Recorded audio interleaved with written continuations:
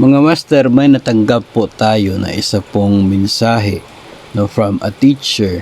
Ito po ay kaugnayan sa kaniya pong nangyayari po sa kanila doon po sa kanilang paaralan. Kasi daw ay kapag naglalabas ng suspension ang mayor sa kanilang locality ay tila hindi sumusunod si school head. At sila ay nire-require na dapat mag-duty pa rin at mag-biometric. No? So sa huli pong bahagi ng kanya pong mensahe ay tama po ba yon na si principal daw ang masusunod kahit pa nag-declare ang mayor na suspended ang klase. No? So ito po sa case po na ito, I'm not sure kung kayo ba ay may mga nararanasan katulad po nito. No, yung naglabas ng suspension order, itong suspension ng classes ang inyo pong mayor sa inyo pong municipality o sa inyo pong syudad. Tapos si school head ay ayaw sumunod at sinasabi na dapat ay mag-duty pa rin kayo kasi siya yung principal, hindi si mayor yung masusunod. So kahit may suspension, siguro yung mga nasa ibang paaralan ay hindi na pumasok sa klase, hindi na pumasok sa paaralan. Pero kayo ay nire-require pa rin na pumasok at mag-biometric. Dahil kung hindi daw kayo pupunta, hindi kayo mag-biometric doon, hindi kayo pumunta ng paaralan, ay automatic kayong absent. Titignan po natin mga master, ito pong DepEd Order number 37, Series of 2022, issued last September 1, 2022, guidelines on the cancellation or suspension of classes and work in schools in the event of natural disaster, power outages or power interruptions and other calamities.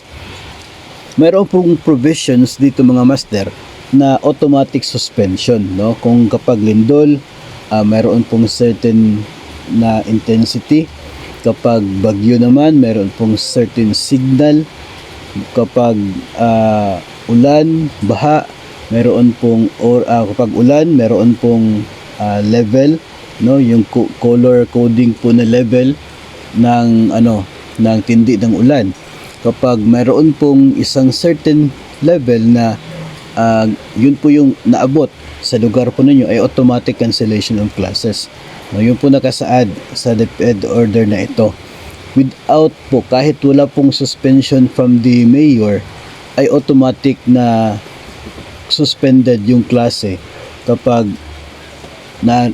yung sitwasyon sa inyong lugar ay pasok doon sa nilalaman na conditions ng DepEd order na ito. So kahit na at dagdag pa po doon na kahit hindi man umabot sa level na yon, hindi siya pasok sa automatic cancellation yung nararanasan sa inyong lugar. Kung ang inyo pong local chief executive ay maglabas ng suspension, then work and classes are suspended. Katulad po nito mga master, part po ito doon sa DepEd order. Ito po ay tungkol doon sa heavy rain, kung warning issued at a time when classes have already begun, the school shall immediately suspend the classes and work and send everyone home if it is safe to do so. However, schools are obligated to keep the students and personnel safely in school if traveling has become unsafe. Tapos dito po, local chief executives shall decide on the cancellation or suspension of classes if their LGU is issued a yellow rainfall warning by Pag-asa or in cases where there are torrential rains in specific or all areas of the LGU but is not issued an alert by Pag-asa.